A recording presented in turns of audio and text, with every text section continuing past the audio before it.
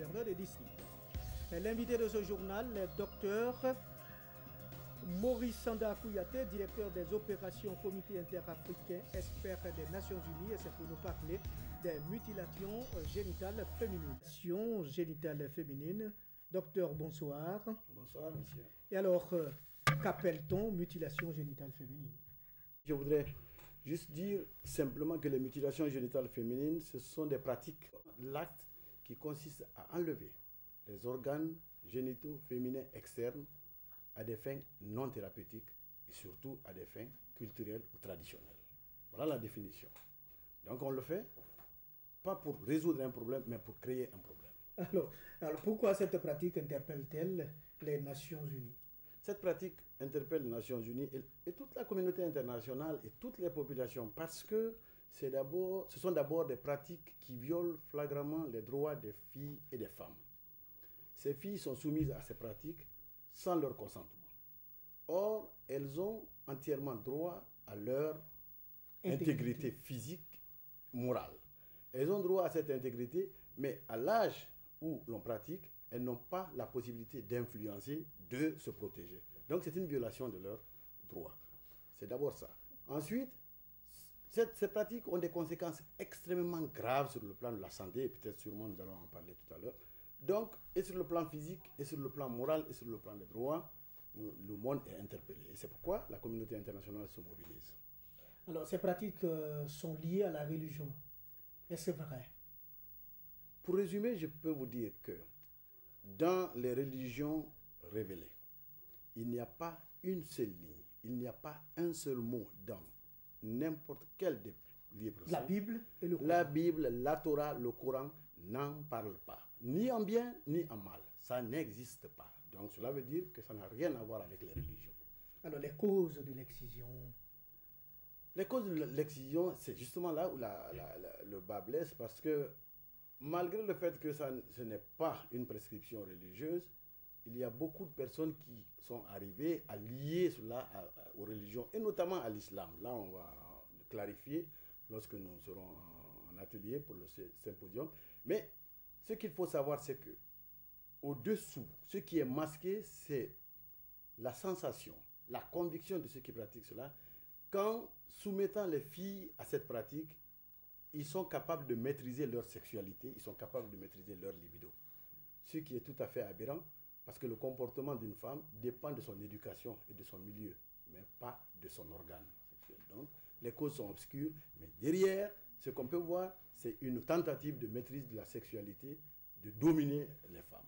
Donc, une violation des droits de l'homme. Absolument, comme je l'avais dit tout à l'heure, c'est une violation flagrante. Et ça, il faut le dire. Punie donc par la loi. Absolument, punie par la loi. Et actuellement, nous avons plusieurs lois. Nous avons des lois au niveau international, qui sont des résolutions des Nations Unies. Nous avons des lois au niveau régional. Par exemple, vous avez entendu parler certainement du protocole à la charte des droits de l'homme et des peuples, le protocole de Maputo, qui condamne explicitement les mutilations génitales féminines et qui demande aux pays d'intégrer cela à leurs lois intérieures.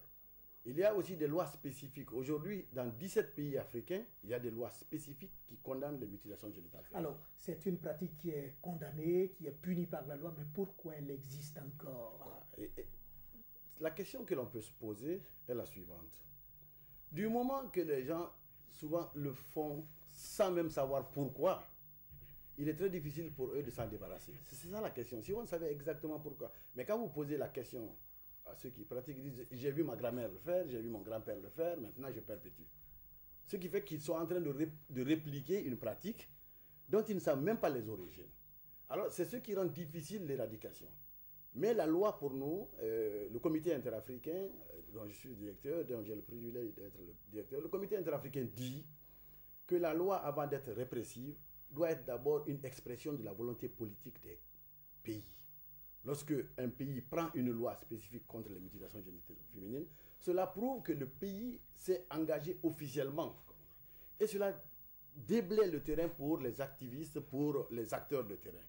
Imaginez un pays où le gouvernement ne dit rien, où les autorités officielles ne disent absolument rien. La porte est ouverte à toutes sortes de spéculations.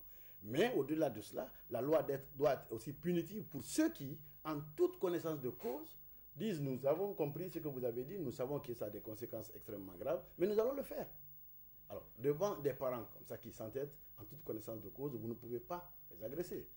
Le seul outil que vous avez, l'arme que vous avez, c'est la loi. D'accord. Alors, les mutilations génitales féminines posent un véritable problème de santé publique. Absolument. Vous savez que ces opérations sont faites sans aucune anesthésie, dans des conditions insalubres, dans des conditions sceptiques. Et cela appelle toutes sortes de complications. On ne peut pas tout dire ici, je ne veux pas entrer dans des termes rebarbatifs. Mais si on veut être terre à terre, comme cela se fait dans des conditions insalubres, il y a toutes sortes de microbes qui sont drainés là. Et donc toutes sortes de complications. Et ces microbes peuvent même aller dans le sang et provoquer la septicémie. Voilà. On parle aussi du sida. Vous voyez que la pratique se fait avec un seul instrument qui coupe plusieurs filles. Et il y a donc un phénomène de microtransmission, microtransfusion qui se passe là. La première fille qui est excisée, si jamais elle est porteuse du virus du sida, il va y avoir une microtransfusion à toutes les filles qui seront en aval. Et donc, c'est aussi un phénomène qui peut provoquer la transmission du VIH-Sida. Est-ce qu'on peut parler, on peut établir un bilan, on peut parler du pourcentage? Vous savez, les pourcentages varient en fonction des pays. On sait qu'il y a 140 millions de femmes qui ont subi cette pratique. On sait aussi que chaque année, il y a au moins 2 millions de filles qui sont soumises à cette pratique. Mais le pourcentage, le taux, la prévalence varie d'un pays à l'autre. Par exemple, on sait qu'en Égypte, on est passé à 99%. Aujourd'hui, on est vers les 96%. On a d'autres pays où c'est 10%, 12%. Mais pour nous, quel que soit le nombre de filles, même s'il n'y a qu'une seule fille à exciser, c'est déjà gravissime. Il faut la sauver. D'accord. Alors, pour enrayer le phénomène, on a créé pendant un moment des activités génératrices de revenus aux exciseuses. Où en est-on? Est-ce que cela a porté un fruit?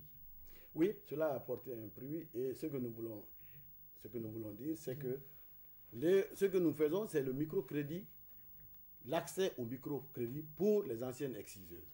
Pour expliquer terre à terre. Les anciennes exciseuses. Pour abandonner la pratique. Pour abandonner. Non, ce n'est pas pour abandonner.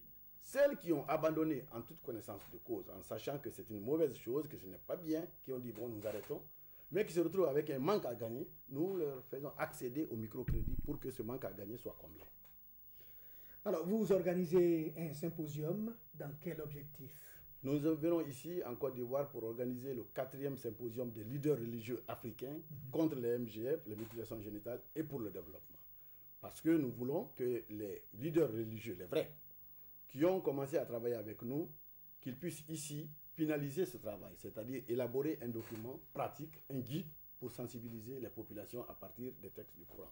Pour dire que les textes du Coran et les textes de la Bible... C'est seulement les musulmans? Non, c'est tous les religieux. Que les textes du Coran, que les textes de la Bible sont des textes qui protègent les femmes et non qui incitent à les violer. Donc c'est pour ça que nous organisons ici avec 28 pays africains. Et c'est quand? C'est du 23 au 25 octobre 2007. Ici à Abidjan même? Ici à Abidjan, et c'est sous la haute présidence de son Excellence M. Laurent Gbagbo, le chef de l'État. Je voudrais profiter de votre plateau pour féliciter et le président, et le premier ministre, et le gouvernement, et le peuple ivoirien. Je m'en voudrais bien si je ne disais pas une chose.